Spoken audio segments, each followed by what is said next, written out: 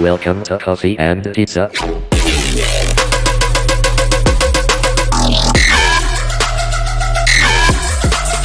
I hope you can enjoy. Welcome to another episode of Coffee and Pizza. And today we have someone like very special person here in the channel for recovering back the situation of Coffee and Pizza, because we was a little bit forgetting about something like that. But we are here again. And today we have Aidan Raney. We can say he's the god inside of of OSINT or something like that. But I prefer you can introduce yourself. First of all, thank you very much for coming. And it's your time, Aidan. Thank you very much. Thank you. OSINT is my specialty. It's my thing. It's my obsession, you could say.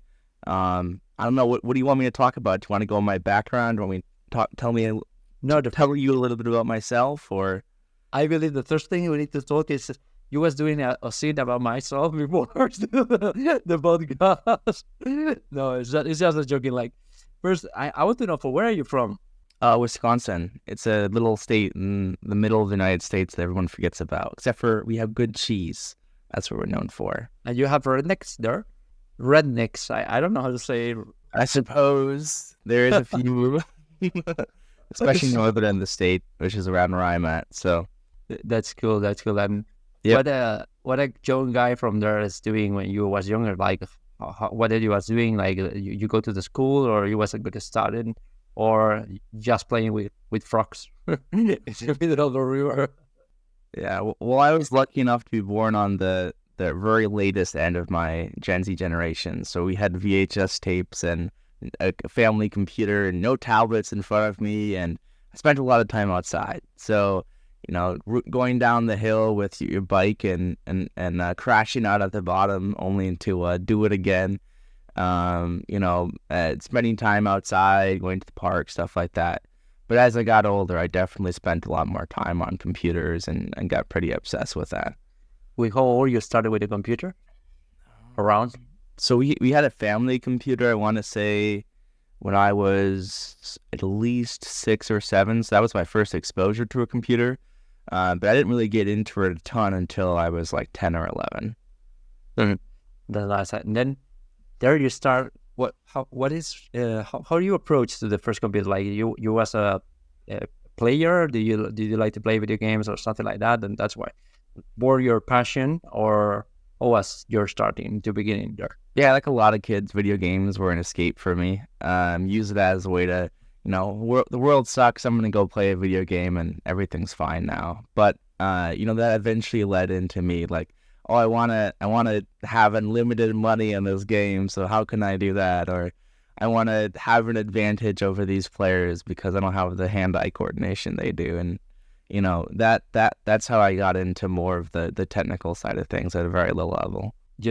That's something very funny, because, I'm running a podcast also in Spanish, and I bring many Spanish people from around the globe, because Spanish language is so huge language, and we have people in many places. And it's funny, because many people started the same beginning, right? Like living their lives or something like that, and try to cheating in some way. And that's in my point of view, maybe means we are not a good players, but we are good. We are good thinking outside of the box. And that's a good point, right? I'll never be a competitive gamer, but I know my way around the game itself. That's so funny, man. Then you start with your computer, your family computer, because I believe many people start with the family computer. And how was your approach? Like, you start to doing hacking, or it's like, can you tell me about your beginnings and how you started and how you arrived to where you are today? I know it's a long story, but we have time. yeah, plenty of time. So I'm going to give you a bit more detail, a bit more of my personal story, because it explains how I got into all of this. When I was a kid, I had two parents initially when I was born. And my dad, David Farnsworth, and my mother, Lisa Farnsworth. So my dad died when I was 10. And after that, gaming became kind of an escape for me. I didn't really realize it at the time, but it was a way for me to not think about what was going on and avoid things. And then I think I was, was I maybe 13, maybe 14? and my mother was pregnant with my younger brother, and she got quite sick when she was giving birth. She almost died, and I was put into foster care for a number of months. And unfortunately, the foster care system is just not great in the United States, and this is the same for many countries. And so my memory of foster care was the person that we were supposed to be taking care of was bedridden, and they were basically using us as a paycheck. So I didn't have any, friends or family besides my sisters to kind of talk to and cope with what was going on. And I was so young, I really didn't have the skills to handle that situation. And so I remember at this foster home, they had like a PS2 in the living room, and I would just escape on that. I think I played some random Need for Speed game and some other ones. And that's when computers really became a crucial part of my life, but not in a healthy way. I would spend so much time on video games, trying to just escape from all of my problems. And even after I got out of foster care, my mom pulled through, and I had a little brother. I remember we were visiting at the hospital because my brother was in the NICU. He was born with cerebral palsy, so he had a lot of really serious medical issues. And it was so difficult. I loved the man, I still do, and or I guess the boy at the time.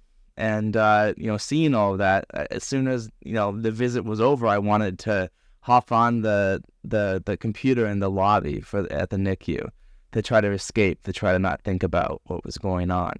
And so that just became a problem over the years. And initially when I was doing hacking, it was just downloading cheats or downloading a cracked APK. It wasn't really anything. It was just skid stuff, you could say, right? There's no skill in any of that. But as this behavior became more problematic, my grades started to drop. I started not attending school and things like that. Obviously there was consequences to that, and part of that was we're gonna put a block on the internet so you can't access it at a certain time. So I figured out how to get around that.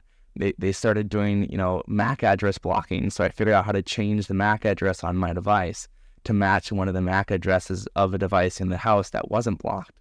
If they took away a device, I figured out how to hack into a different one so I could still, get what I needed. And so for a long time, doing any sort of hacking or computer things was a tool for me to get to an end. But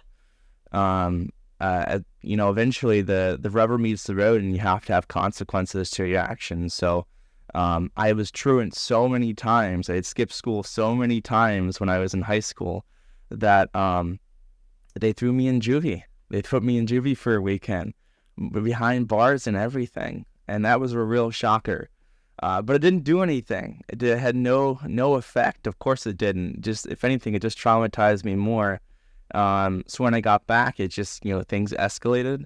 And then eventually I ended up in juvie for 2 months, and then in a group home for 4 months.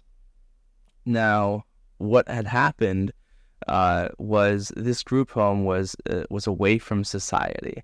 There was no computers. It was horticultural therapy. It was quite advanced. It's called the Grow Academy, and it was wonderful. I learned real coping skills. Learned how to take care of some of the trauma I'd been through. And then in high school, when I got back, I excelled.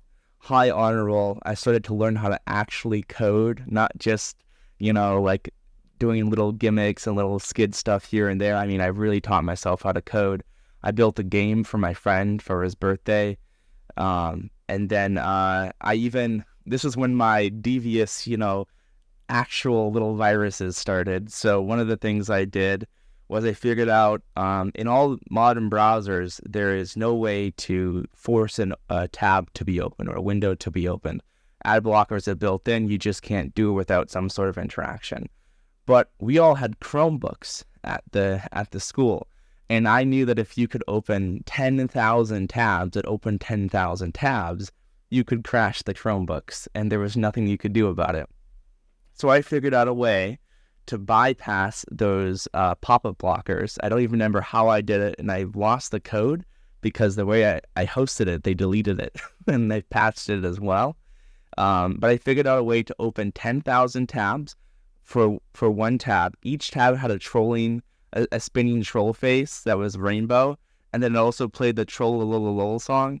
And then I also figured out how to make it so that if you wanted to close any of the tabs, you had to manually confirm for each one, because there was a hidden form in each page that had some part of it filled out, so that it would prompt you to say, hey, there's unsaved changes. And at the time, if that pop-up box displayed, you couldn't, like, for some things you could say, don't display this after 3 times. Like, I don't want to get spammed with this.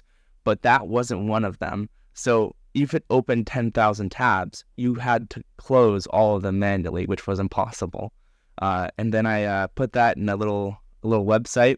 I sent it to the entire school. I like to recap a little bit. We are going back, and first of all, like, so sorry for the situation of your dad. I know it's a long time ago, but anyway, I believe it's not easy for you at the beginning, because accepting things is not easy, and also with the new young boy in your life, it's like kind of hard, right? Then the thing is, like, how I want to understand, like, here I bring someone to the podcast, like, for the Spanish one. The name is Alberto. He was on the jail for the hacking, but like doing nothing. Only he sent a mail to the bank and he said, you have a vulnerability here. And 3 months later, he was on the jail. Then I don't judge you, because these things sometimes happen, and maybe it's doing like that, And you mentioned something that I believe I am trying to teach the people about how important it is also, because many times we are focused always in hacking, and we forgot, like, the bad actors, we can say. It's always taking profit and creating tools like something is stupid, like same you did, not just stupid, like, I don't want to take your, but you understand, it's not something like malware you want to paint to someone, only like just for fun, right? But right. Many companies don't realize, like, software like that, and many crap software about that you have in the black market and Telegram groups, and you have a bunch of kids using these tools, right? And maybe sometimes you can arrive these tools to the bad hands, we can say, and something happens wrong, bro. And I believe it's important more companies like understand how it's working malware, and what malware we have today, like, important. And I believe something you do in your day maybe can be a little bit like that, right? Inside of your scene, and understand how the cyber delinquents or cyber crime is working. Yeah, I mean, a majority of the damage is caused by curious kids messing with really, really dangerous things. I've seen it firsthand. I know what it looks like. But there's more to this story. There's more to it. It gets crazier. I want to finish it out for you. Of course, man. Just like it was a point, like, we come back to 100%, because Yep. because maybe for some, I think you're gonna enjoy it by the end. Wait. Maybe for someone it can be very intensive. After the moment, we need to leave, right? Because it was like, I love it, man. Thank you very much. Okay, so that was a good period of my life. I was doing well in school. I had good friends. I was mentoring other students. I was doing quite well. My mother, unfortunately, my little brother has severe illness, so he needs a lot of support, needs a lot of care. And so she has to file a malpractice lawsuit to get the funds to do that, to set my brother up, for life, essentially. And she does that while I was in, I believe, my junior year of high school, and she wins. And so in my senior year of high school, we move to a whole new city. I lose basically my whole support group, everything I had. And then she gets sick. She gets quite sick. And turns out she has cancer, and she has 3 weeks to live. And so at around 17, I became an orphan. I lost my mom, and I started living with my best friend's family. And that was a really difficult time for me, because I wanted to grieve. I wanted to, be upset. But this family was insistent that I do well in school, that I do all these different things, and that I didn't need therapy and all this other stuff. And so for another year, I was back where I originally grew up in Platteville, Wisconsin. and I did all right. I was back on honor roll. I even started coding again, and I built my friend an entire game. I started playing this game. I don't know if maybe someone out there will know what this is, but Hacker Experience. It was like a kind of a simulated kind of environment where like you had like kind of meme software. So it was like a cracker and like a hasher and other stuff like that. And it was very basic, but it was all web based. And so there was hacks for the hacking game. There was cheats and bots for the hacking game. And I got quite involved in making those. And so that got me kind of my foot wet with coding. And then also building my friend's, game was also very helpful. And so, in fact, when I was living with my best friend's family, I even started up a little side hustle doing web development for people in my like local area. And at some point, a business owner who owned kind of the regional web development firm had seen that, and I ended up working for him in high school. So I had my first kind of software type dev job in high school. And then, I turned 18. I was still working for this, software dev company, but it kind of all came on me at once, all of the grief and all of the everything that I had kind of been through for that year. I just finally started to process it when I was 18. And unfortunately, I found out that when I was like, hey, I need more therapy. I need more help. And I had reached out for that. And I found out the family that I was with was lying to me. And then I could have had more therapy that whole time. I could have had more support. But they simply just had chosen not to do it, even though I asked for it. I was quite upset. And so I left. I was 18 years old. I had, money coming in from the government because my mother died. So they send you money. It's a specific fund for that. And then I was in like just some college house in a room, like a type like frat house type house.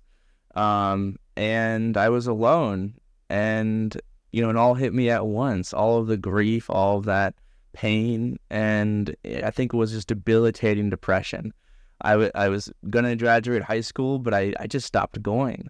I stopped doing anything. I think it was the worst I've ever seen myself. And the only thing I really had going for myself to distract myself is I was running a Minecraft server. So I started coding for that. So I started making like custom plugins and things like that. And that was all with like PHP and that sort of thing for Minecraft Pocket Edition, funny enough. And so, this was a really low point in my life, and I felt very trapped in the environment I was in. I was in a community that I didn't have the best reputation in, obviously, from my escapades. I mean, I've been told that when I was a kid, I didn't get to witness it myself, but the FBI was called on me for some of my escapades, and they came to my house and spoke to my mom. So... So I don't have a file. I've actually checked. I don't have an FBI file, but they did come talk to my mom. So, this isn't a good community for me. They don't have my back, and feeling kind of trapped. And I'd been watching these YouTubers do like, backpacking and stuff like that. So I was like, frick it, whatever. I'm going to sell all my stuff, get out of my lease. And I'm going to go backpacking in southern Texas because it was winter in Wisconsin. And I did. I sold all my stuff. I somehow managed to get out of my lease. I had like $1,000 in my bank account. I had a big orange rucksack, not rucksack, but like actual like supporter backpacking thing a friend gave me for free. I bought a bunch of gear. I had no idea what I was doing. I just had the stuff. And I just took a Greyhound bus to Texas, and I started the trip.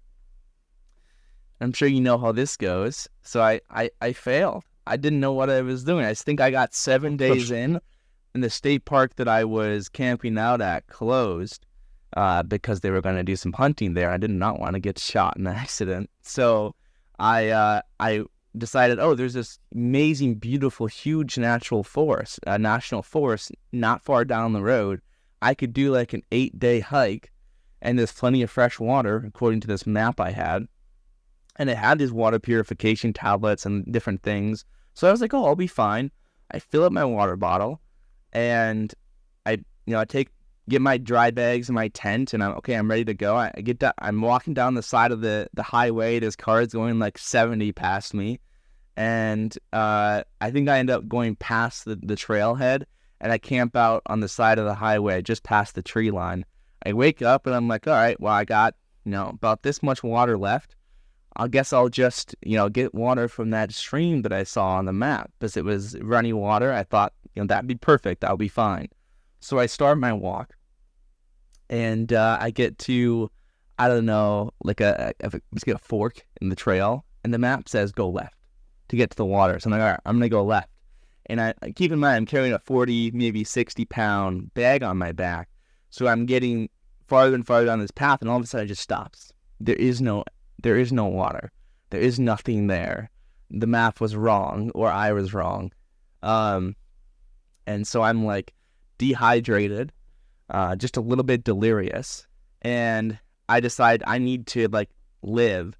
So I decided I'm going to go down the other fork in the path, and I'm just going to take, I was so delirious that I didn't even think to take the tablets and the water bottle. I just took my phone, a flashlight, and my wallet, and I put all of my stuff, all of my worldly belongings on this path, and I just left it there. And I started going down this other fork in the road, and I was so delirious. I think I went 10 miles or something crazy, and I all of a sudden I started seeing mirages. So I started seeing stuff as if maybe there's something out on out on the side of this path. There's some sort of house. Maybe I can ask for help. I go down towards this mirage, towards a supposed house or farm or whatever I thought it was, and it's not there. And that's when I start to realize I'm dehydrated, I'm delirious, it's about to become night, and even in Texas at that time, it gets cold enough where I could die from hypothermia. So I'm like, I need to get warm. So I find this big overturned tree stump, and there's all these dry leaves by it. So I get under that to protect myself, and then I throw all these leaves on top of myself, and I'm like, all right, I'll make it through the night, then I'll go back for my water. So anyways, I wake up, and now it's like nearly completely dark. There's still a little bit of light left, and I'm like, I'm gonna die. If I don't get like back to people, I'm gonna die. This is not a situation I can live through. It's too cold, and I don't have enough water. So I make the decision that I'm gonna live in that moment. I'm like, I don't want to die. I'm too young. So I start, heading down. How old was you at the time? And like how old? I was 18. Wow. So I started going up towards. I was like, well, first I gotta get back on the path. So I followed my steps backwards, and I got back up to the actual trail. And then I'm like, well, now I need to get in contact with civilization and like call 911 as soon as possible. But I was like miles and miles and miles and miles away from anyone. I couldn't even hear anything. I was just completely alone. If a tree fell, I would be the only one that heard it, So I realized the fastest way for me to do this is the electrical lines.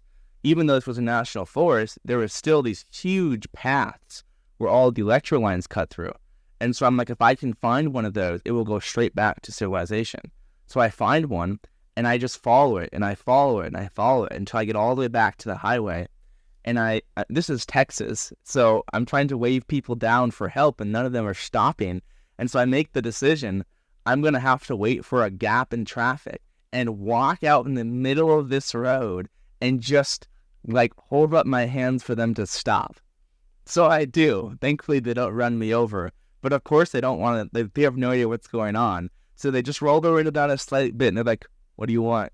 Because they're scared, who is this guy? Of course, man. Yeah, I convinced them to call 911, and, they take me to the hospital. I get fluids, I get everything. Everything's good. But here's the reality now. I don't have parents. I have nothing. I've just failed at the one thing I set out to do that I was so confident that I could do. And, I'm hopeless, man. I've lost my dreams. I've lost whatever I hoped to do. My dream when I was in school doing so well is, I'll go to a great university. I'll get a degree in computer science. I'll do this awesome work and I'll be happy. But now it's just like I'd be happy if I had a home, you know? And so that's it. That's rock bottom for me.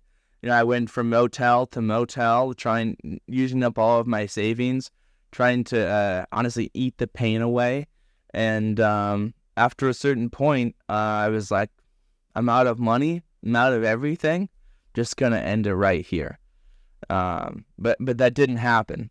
I called one of the few remaining family members I had, and you know, they convinced me to get some help. And I ended up in each county in the United States has access to some sort of emergency mental health facility for situations like this. And so I ended up in one of those for 7 days. And I think the real turning point, as I was talking to this wonderful Black woman, sweetest, you know, southern United States charm, like, how's it going, sweetie? And I'm talking to her, and she's got this crazy life story of being trafficked and addicted to drugs and all these other things. And I'm telling her about my story, and she says to me, "You don't belong here." And that was a moment for me, because, you know, I felt like someone else was recognizing that I still had something. I should have hope, that I should try. And so, you know, I found a way to get back to Wisconsin. Actually, this little town in Wisconsin called Menominee, Wisconsin. There was a homeless shelter there. And when I got there, I wasn't even sure if I wanted to finish high school, because I had dropped out when I went on this camping trip. I just wanted a job. I wanted to have something stable. But while I was at this homeless shelter, they convinced me, go back to finish high school. And one of the things that I kept thinking about was before my mom died, she kept telling me, you know, I just want you to go to college. And so I thought, that's the very least I could do. That's the very minimum I could do. I need to do that for her. So I'm going to school, and I'm walking the 2 miles in snow and uphill, and, you know, whatever the meme is, right? I'm actually going to school while I'm in the homeless shelter.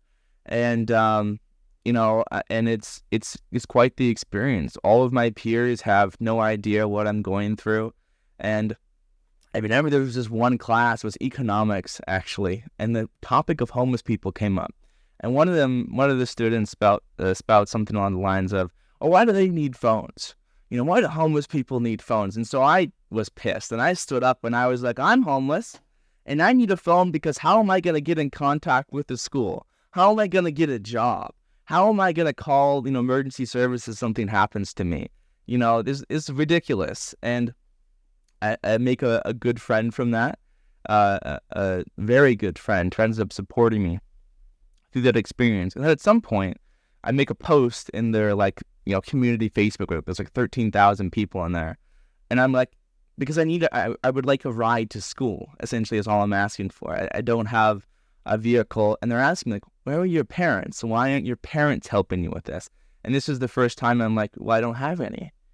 And then this community, this small town of Wisconsin, just wraps around me.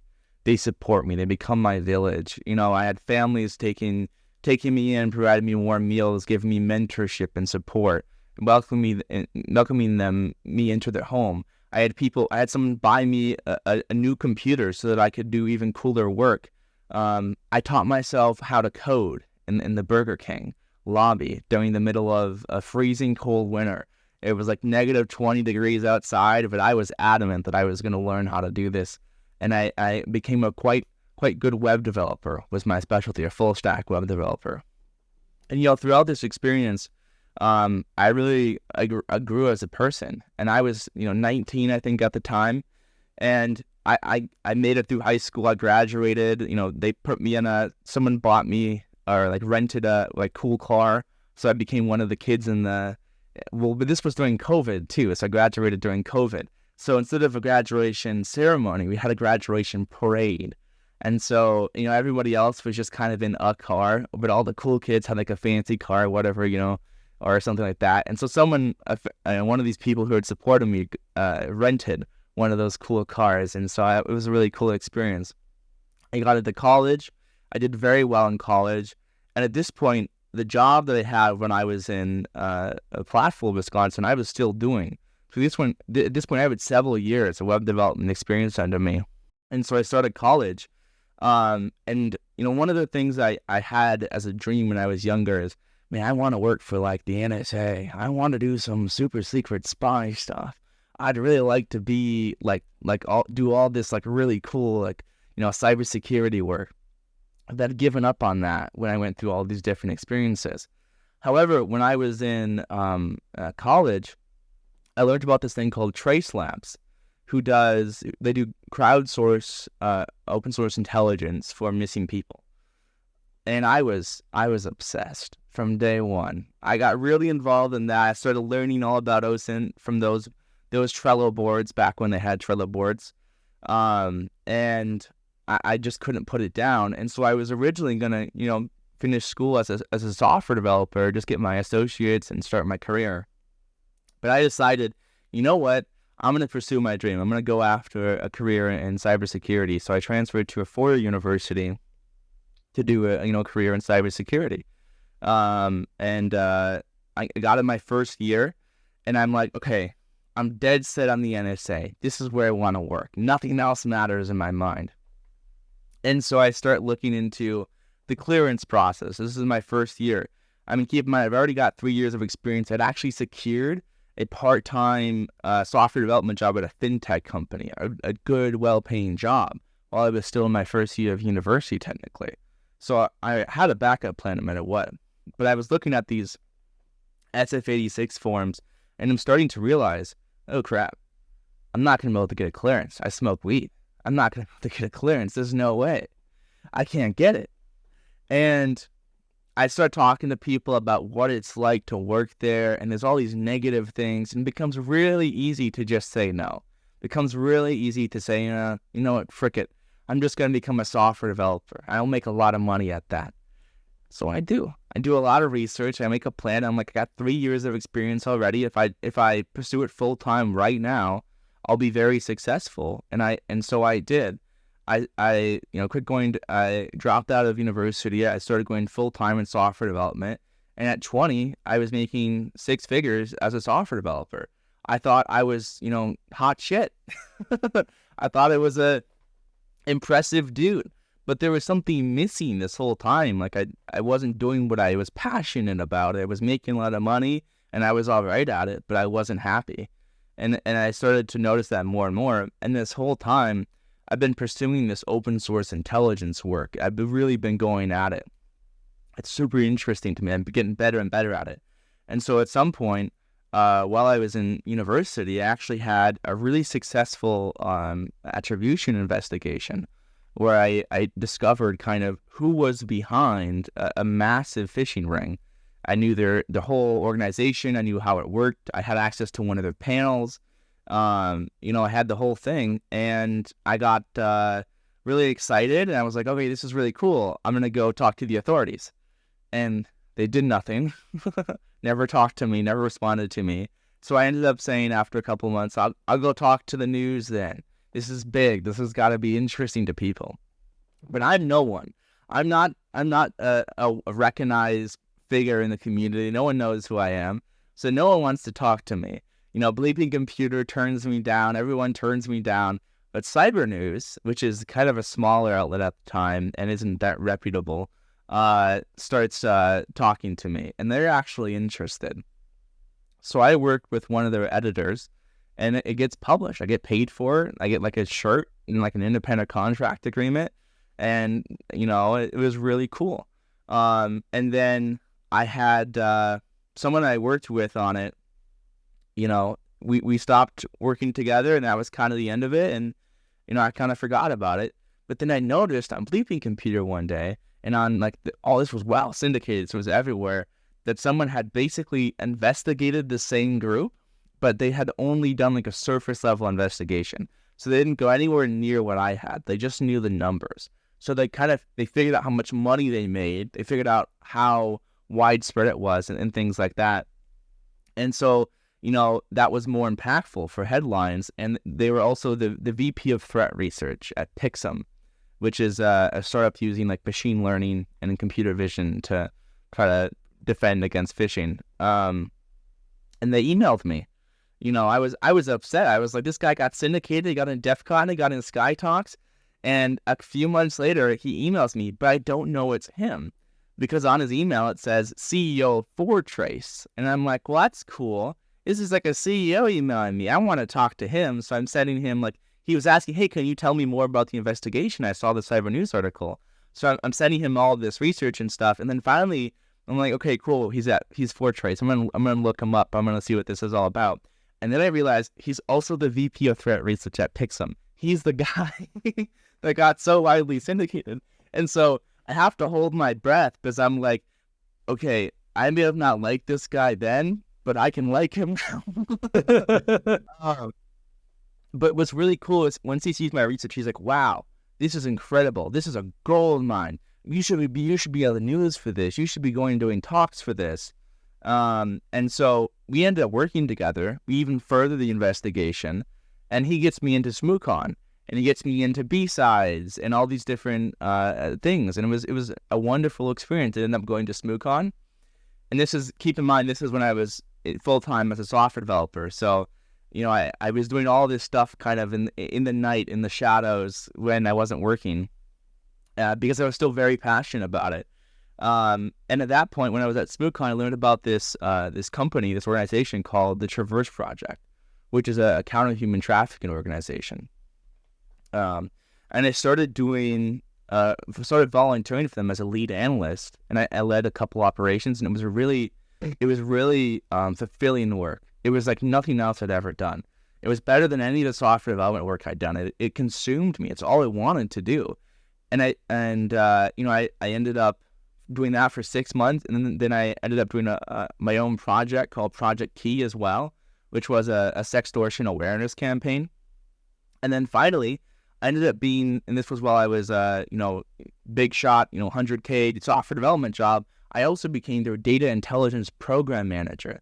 So I become so fascinated with OSINT, with intelligence, that I just kind of taught myself how to be good at it. And at a certain point, they wanted me to lead up that program because I had kind of these crazy outside of the box ideas of how we could go after this problem. And we were quite successful. I led quite a few, because basically I handled all the intelligence needs for Traverse at that point. And, I was spending 30, maybe sometimes even 40 hours a week as a volunteer. And I wasn't even doing great at my own job. Yeah, because this cybersecurity is a passion. It's very hard to the people don't understand where we are for understand the passion we have it, right? And sorry for interrupting you. No, yeah. So at some point, I think it was November of 2023, I get laid off. And it was right after the final yearly review where I had written so much about Traverse Project, and I started to realize I got laid off because they don't think I'm dedicated to their company versus this organization. And I realized I need to go full-time in this. If this is what I love to do, screw money. I've been poor before. I've been homeless. I can do it again just fine. And I'd be happy if I could do this work. So I start doing that full-time. That's when I really started that data intelligence program manager position. I was really, I was hoping for a salaried position. That was my goal. But then in the side, I was also a business owner. I had started doing open source intelligence for companies. So stuff like corporate due diligence, like new hire due diligence, stuff like cybercrime investigations, because of course that was something that I had proven myself to be quite good at. Things like, background checks, just whatever I could use OSINT for, essentially. And I really enjoyed that. And I really enjoyed my position at Traverse. Unfortunately, it's a nonprofit, so things don't always work out. And I didn't get the position because there was no money to get that position. And I had to step down. And since then, I have been involved with it. So now I'm also an OSINT instructor and an operational security instructor at Uncharted. One of the other things I'm quite proud of is I'm also the vice chair of the Governor's Juvenile Justice Commission. So the very system that I was in when I was a juvenile, I'm now working to improve because I think there is room for improvement.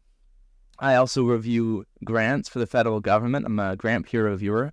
So specifically grants with aspects of intelligence, crimes against children, juvenile justice, that sort of thing. And then I, of course, still run my business. And I also have a couple of 1099 contracts doing various different kinds of work from there's insurance fraud work. I've done some really cool due diligence for hedge funds under a 1099. And then I'm also in the process, I'm in the final rounds of interviews for a director position related to open source intelligence. I found my passion. I have, I really I think I would have made my parents proud, and I've really come around and had kind of that come up story that I think a lot of people in my industry can actually relate to. It's actually pretty common. And so, yeah, this is definitely what I love to do. Open source intelligence is everything. I can't stop. Even when I'm not working, I'm thinking about it. I'm adding tools to my start.me. I'm posting stuff on LinkedIn.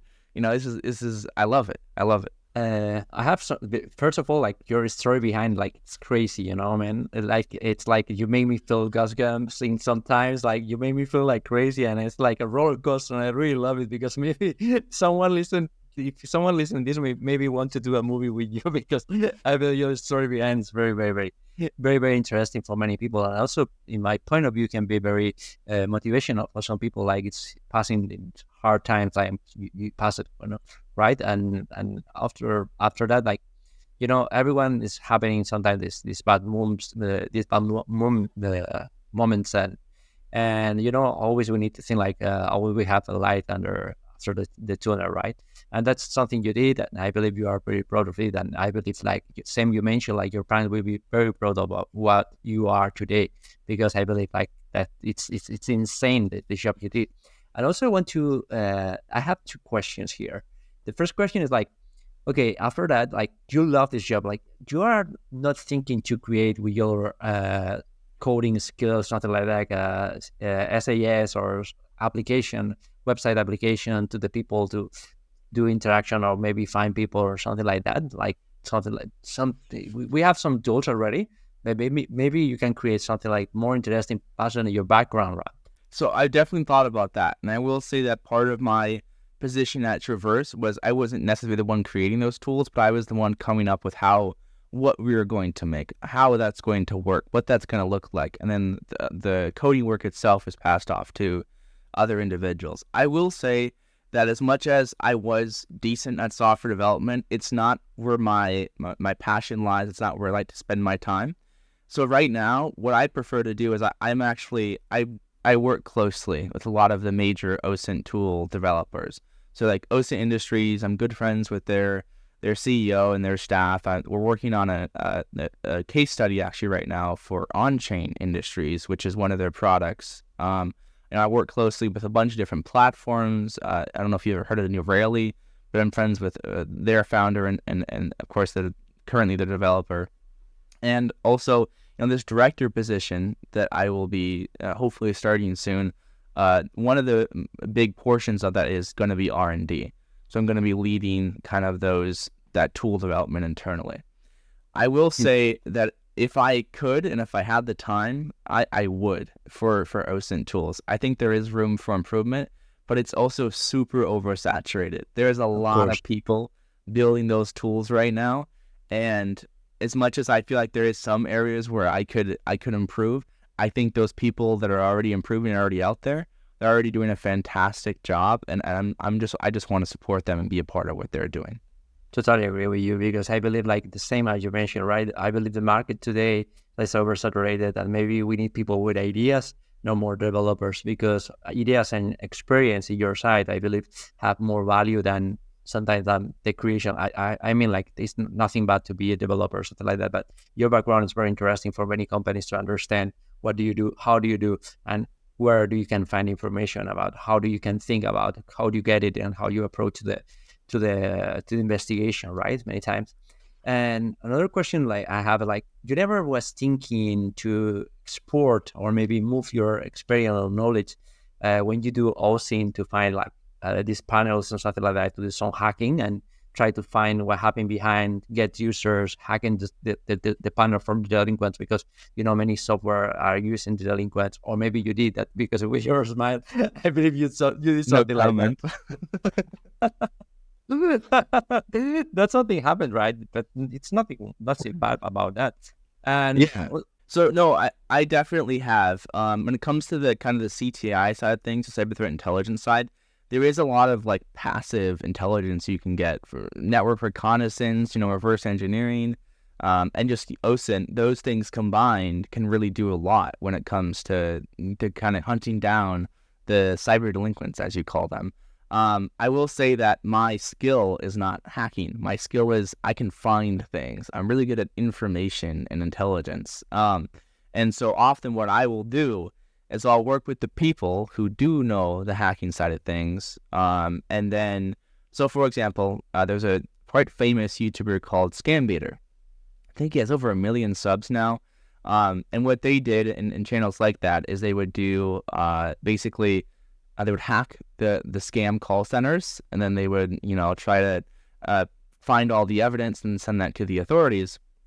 And so I was a part of that for a long time. I was actually part of Scambaiter's internal team, and I'm friends with many members of the community still to this day. And part of that work was they needed somebody who was good at OSINT, and so that was my part of that role. And so I wasn't directly involved in any of the more gray area stuff, just because I didn't want to risk it with my career and hopeful career in like national security. But I was willing to do open source intelligence because there's nothing illegal about that in any way. And so I definitely think that there is a place for me in that side of things. Nice approach. I believe it's a smart move from your side.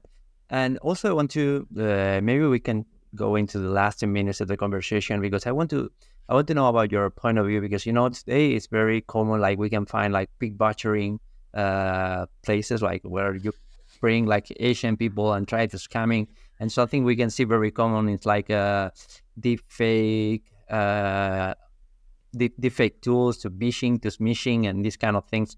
And how you are trading like that, like you in your side, you are doing some investigation, always like who have behind of these pig butchering companies, because most of the time it's like a mafia, right? Behind, you study these cases or something like that. Yeah. So one of the ways I get a lot of my work for freelance right now is I have like a Fiverr and like an Upwork, and you'd be surprised how many people reach out who are victims of a romance scam, a pig butchering scam, a crypto scam. But realistically, all three of those tend to be run by those same mafias. And I have to often tell them the bad news that, hey, there's nothing I can do. I don't want to take your money. I'm gonna link a video to you. I'm gonna send you some resources. I'm gonna tell you what's going on, but I can't do anything. And I have in the past tried. I've done everything I could, from sending the scammer a link that grabbed as much information about them as I can, not just like a typical IP grabber, but like a more advanced version of that. And I've tried to social engineer them to no avail. I've tried a bunch of things, but unfortunately, even if you get information, which I have in the past, about who it is or where it's located, there's nothing you can do, because a lot of the scam call centers are in just completely untouchable areas of the earth. Stuff like the Golden Triangle is just a special economic zone that the police won't even go in. And so it's completely meaningless. And so I often find that I have to comfort these people. I have to tell them I'm sorry, and I wish there was something I could do.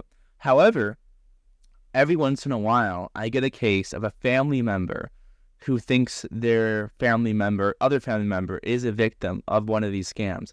And I have one of those cases right now where a mother and the son is the one contacting me. The mother has fallen victim to a cryptocurrency scam, and they're actively contacting them. It's also a romance scam as well, so it's probably pig butchering. And they won't believe him. They are convinced that this is real. And they're so trapped in this manipulation, because it's based on love. They take advantage of these very strong emotions that love can do to convince them of something just completely illogical. And so my job with this case is I have to prove that it's fake. So I'm going to go through every little detail. I'm going to break down. This is not true. This is fake. This is a lie. This is an image that has 1,000 other images that just reused. This website has duplicates. There's 5 other websites that look exactly the same. I sent an IP grab to the guy and it showed up in Laos or Thailand or one of those countries involved in this.